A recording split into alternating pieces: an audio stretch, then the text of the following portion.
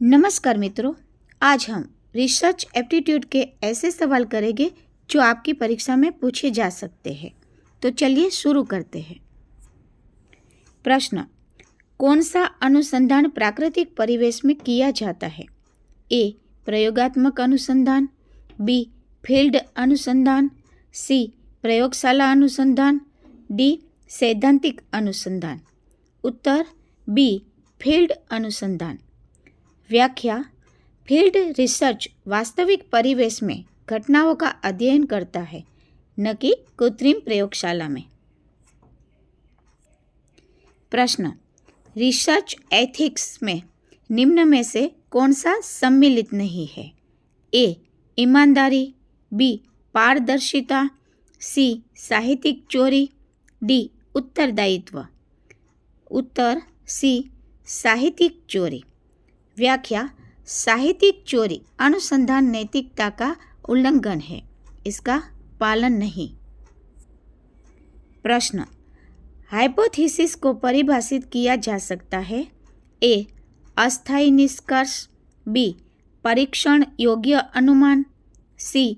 सत्यसिद्ध तथ्य, डी. व्यक्तिगत राय। उत्तर बी. परीक्षण योग्य अनुमान। व्याख्या, हाइपोथेसिस ऐसा कथन है जिसे परीक्षण द्वारा सत्य या असत्य ठहराया जा सके। प्रश्न, डेटा सैचुरेशन शब्द किस प्रकार के अनुसंधान में प्रयुक्त होता है? ए. मात्रात्मक अनुसंधान, बी. गुणात्मक अनुसंधान, सी. प्रयोगात्मक अनुसंधान, डी. ऐतिहासिक अनुसंधान।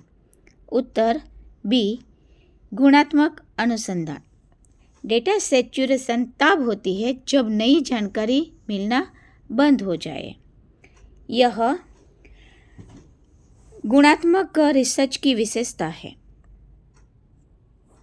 प्रश्न, रिग्रेशन एनालिसिस किन दो चरों के बीच संबंध बताता है? ए. स्वतंत्र और आश्रित, बी. स्थिर और चल, सी. प्रमुख और गौण, डी. सभी। उत्तर ए. स्वतंत्र और आश्रित। व्याख्या, रिग्रेशन में एक चर के प्रभाव को दूसरे चर पर मापा जा सकता है। प्रश्न, सैंपलिंग में पॉपुलेशन का अर्थ है? ए. संपूर्ण समूह, बी. अध्ययन का एक भाग, सी. चयनित व्यक्ति, डी. कोई भी डेटा। उत्तर ए. संपूर्ण समूह। व्याख्या, पॉपुलेशन वह संपूर्ण समूह है जिससे नमूना चुना जा सकता है। प्रश्न, यदि शोधकर्ता अपने परिणामों को पूर्वाग्रह से प्रभावित करता है तो इसे क्या कहते हैं? A. Reliability, B. Bias, C. Validity, D. Significance. उत्तर बी. बायस। व्याख्या, बायस का अर्थ है अनुसंधानकर्ता का व्यक्तिगत झुकाव या प्रभाव जिससे परिणाम असत्य हो सकते हैं। प्रश्न, कौन सा अनुसंधान तथ्य खोजने पर केंद्रित होता है? ए. मूल अनुसंधान, बी. अन्वेषणात्मक अनुसंधान, सी. अनुप्रयुक्त अनुसंधान, डी. क्रियात्मक अनुसंधान। उत्तर बी. अन्वेषणात्मक अनुसंधान। व्याख्या, अन्वेषणात्मक अनुसंधान नई समस्याओं और तथ्यों की खोज के लिए प्रारंभिक अध्ययन होता है। प्रश्न, रिसर्च हाइपोथेसिस को स्वीकार या अस्वीकार करने के लिए किसका प्रयोग किया जाता है? A. Sampling, B. Statistical test, C. Data collection, D. Observation. उत्तर बी. Statistical test. व्याख्या, स्टैटिस्टिकल टेस्ट जैसे टी टेस्ट, एनोवा आदि से हाइपोथेसिस की सत्यता की जांच की जाती है। प्रश्न, वैलिडिटी का सबसे सटीक अर्थ है? ए. परिणाम की स्थिरता, बी. मापन की उपयुक्तता, सी. नमूने की विविधता, डी परिणाम का आकार। उत्तर बी मापन की उपयुक्तता। व्याख्या, वैलिडिटी बताती है कि आप वही माप रहे हैं जो मापना चाहते हैं या नहीं। प्रश्न, कौन सा अनुसंधान ऐतिहासिक दस्तावेजों पर आधारित है?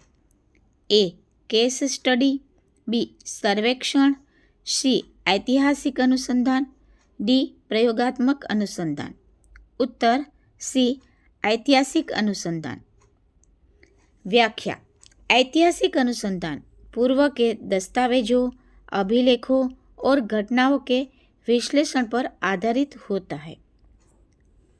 प्रश्न, एक्शन रिसर्च का मुख्य बल किस पर होता है? ए सिद्धांत निर्माण, बी व्यावहारिक समस्या समाधान, सी दीर्घकालिक अध्ययन, डी डेटा विश्लेषण। उत्तर बी व्यावहारिक समस्या समाधान। व्याख्या, एक्शन रिसर्च का उद्देश्य कक्षा या संस्था की समस्या का तुरंत समाधान करना है।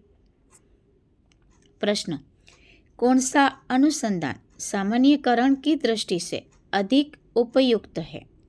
ए गुणात्मक, बी मात्रात्मक, सी ऐतिहासिक, डी क्रियात्मक।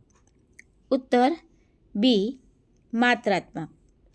क्वांटिटेटिव रिसर्च संख्यात्मक और बड़े नमूनों पर आधारित होने से सामान्यीकरण योग्य होता है।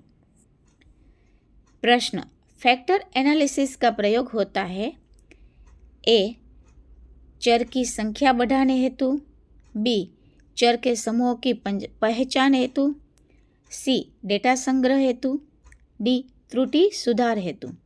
उत्तर बी चर के समूहों की पहचान हेतु।